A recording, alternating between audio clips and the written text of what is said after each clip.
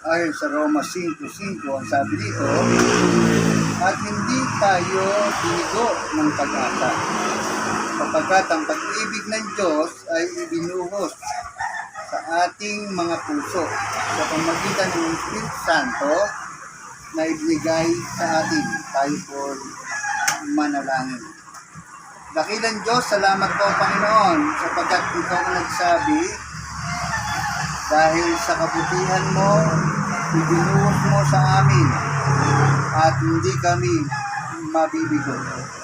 Sa pangalan ng aming Panginoong Kristo. Amen. Sa lahat ng plano ng Diyos, wala siyang kabiguan. Reminder, hindi ito pagkakabigo. Bakit iniisip natin, ako lang, si Bishop, at ilang mga tao ang nandito? Hindi pala ganon.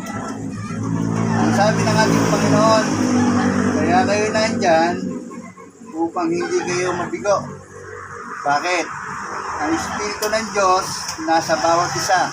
Amen. Ibinuhos sa puso. Meron ba tayong puso? Yes. Ako, doble. Dahil sa akin, enlargement. Malaki ang puso ko.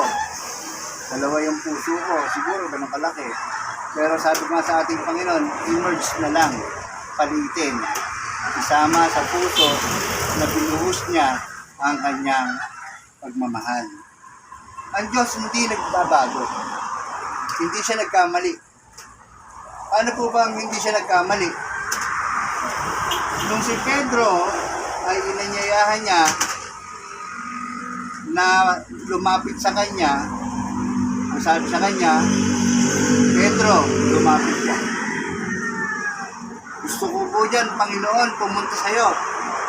Dahil nagustuhan niya, siyempre nakita niya, ang ganda ng lugar, ang ganda ng place, nakalutang si Jesus sa tubig, at si Pedro naman ay gustong pumunta ron.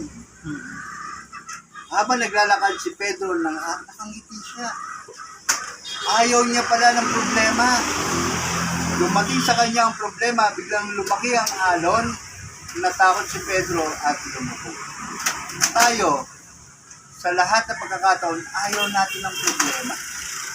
Kaya nga sabi ng ating Panginoon dito, hindi nabibigo ang ating Panginoon. At ang kanyang pagkakabigo, tandaan po natin, ang Diyos hindi nagpe-fail. Fail ba tayo? Failure ba tayo? Hindi. Walang salita sa Diyos na bigo ako sa iyo. Walang salita ang Diyos na bigo ako sa iyo. At sabi ng ating Panginoon, ibinuhos ko pa sa inyong mga puso ang pagpapala. Walang salitang pagkakamali kung bakit na ito. Ang pagmamahal ng ating Panginoon, tandaan po natin, napaka-importante. Kung ikaw ay importante sa nanay mo, kung bakit yung sinilang, may dahilan ng Diyos kung bakit isasalin sa iyo o i-reveal sa iyo ang pagpapala. Ano ang nangyari? Kulang si Pedro sa pagtitiwala sa ating Panginoon. Nakita niya ang malaking alon, natakot siya.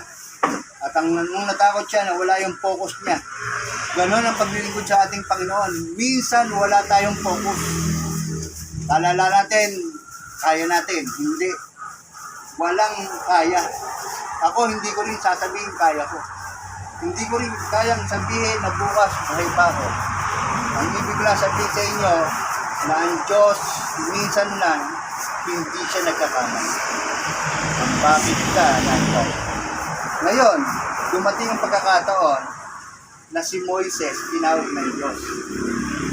Si Moises, isang dakilang propeta ng ating Panginoon na naglabas ng Egypto sa kamay ng Paraon. Pero ano sabi ng ating Panginoon? Hindi ako marunong magsalita, sabi ni Moises sa Panginoon. Panginoon, huwag mo akong tanggapin. Huwag mo akong tanggapin, huwag mo akong piliin. Hindi ako marunong magsalita. Ang sabi ng ating Panginoon, ano ang nasa kamay mo? Sabi ni Moises, tungkod. Tungkod si Moises. Ngayon, kung ikaw naman ay marunong magluto, magpakain, yun ang kaya natin gawin. Magpakain tayo. Kung ikaw naman ay marunong magkaloob tayo. Yun ang kaya mo eh. Pero ang Diyos, minsan man, hindi siya nagkakamali. Tama ba? Kung nagkamali ang ating Panginoon, hindi tayo sinilang. Di ba kung minsan nakikita natin, bakit ako pangit? Kaharap ko sa salamin, sabi mo, bakit Panginoon, pangit ako? Pero ang sabi ng ating Panginoon, perfecto ang gawa ng ating Panginoon. Baka inisip natin, dahil tayo ay kakaiba sa iba, ano sabi ng ating Panginoon? Nilikha kita, nakakaiba. At ikaw ay hindi kaparis ng iba. Extraordinary ka. Kaya ka ng Diyos. Tandaan po natin, extraordinary tayo sa mata ng ating Panginoon. Ngayon, tandaan po natin, hindi nagkamali ang ating Panginoon sa pagpili sa bawat isa sa atin. Ang pagkakamali lang natin, kung minsan, pinagpapalit natin ang ating Panginoon. Minsan, inahihiya natin ang ating Panginoon. Ay kung kaya tayo kahiya ng ating Panginoon. Bilhin mo, gawain ng ating Panginoon, kakalimutan mo. Gawain sa ating Panginoon, kakalimutan natin. Meron tayong ibang agenda sa buhay natin. Eh paano na lang? Sa bawat sandali, ang sabi ng ating Panginoon, nasa aking mga kamay ang buhay. Eh paano na lang? Sabi ng isang hangal, Panginoon, mayaman ako. Kaya ko nang mabuhay. Marami kong inani. Pinalitan ko ang aking warehouse. Inimpakan ko ng maraming pagkain. At ang sabi niya, ng mayaman, palad ka, kaluluwa, sapagkat hindi ka na muling makukulong. Pero ang sabi ng ating Panginoon, hangal, ngayong gabi, kukunin ko na ang kaluluwa. Sino ngayon ang magmamayari ng yaman mo? Tandaan natin, ganda at itsura, pera, wala sa atin yan. Ang Diyos lang ang nagbigay sa atin. Tandaan natin yung ganda natin, uod lang ang makikinabang dyan. Tandaan natin yung ganda natin, yung mukha natin hindi nalalamok, uod lang ang sisira at kakain mo. Tandaan natin na ang buhay natin para sa Diyos at hindi siya nagkamali na piliin ka at ibuo sa iyo ang pagmamahal upang magmahal ka sa kapwa mo. Sa pangalan ni tayo'y manalangin.